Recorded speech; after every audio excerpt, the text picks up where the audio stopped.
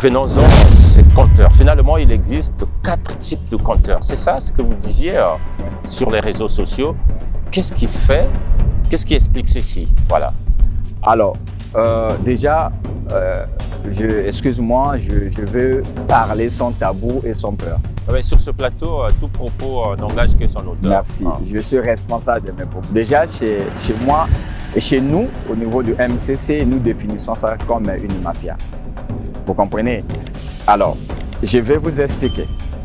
Après, on va revenir sur le mot mafia. Allez-y. Posons-nous la question de savoir pourquoi une même société, ok, et utilise 4 différentes marques de compteurs sur les mêmes clients qui utilisent les mêmes puissances d'électricité. On se retrouve dans un environnement où la majorité des Congolais n'ont pas la maîtrise comment fonctionnent ces outils. Au Congo, l'État fixe les prix, mais il ne réglemente pas les outils. Logiquement, même les compteurs qui devaient être utilisés ici devaient déjà être réglementés dans un texte ou un document, un décret et autres.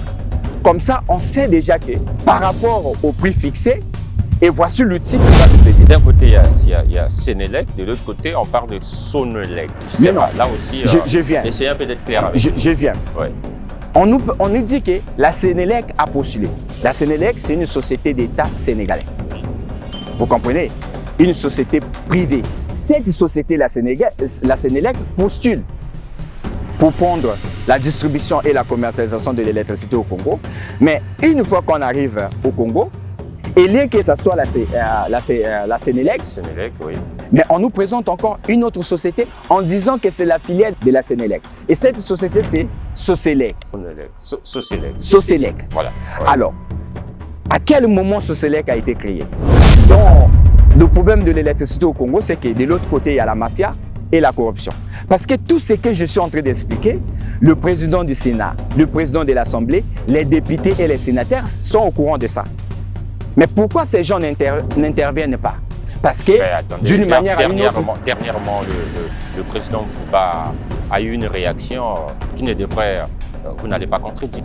Mais c'était juste pour protéger les élections, parce qu'ils savent que si ce bruit continue jusqu'aux élections, et ça risque de jouer peut-être en défaveur avec eux, qui aiment aujourd'hui s'éterniser au pouvoir, parce que tout ce qui intéresse aujourd'hui nos autorités, c'est conserver le pouvoir. Donc, tout ce qui menace la conservation du pouvoir, et pour eux, c'est un danger. Ce n'est pas parce que ça menaçait la vie des Congolais. Les syndicalistes, on les entend à peine quand le courant ne marche pas. Vous, les consommateurs, on ne vous entend presque pas. Bon, vous, je vous suis quand même sur les réseaux sociaux.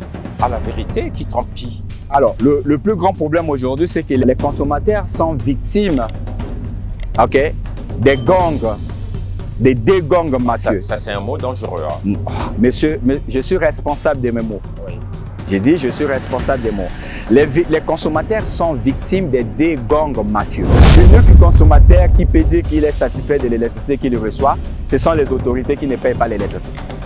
Mais sinon, tout consommateur qui paye l'électricité avec son argent, il ne dira pas que je suis satisfait.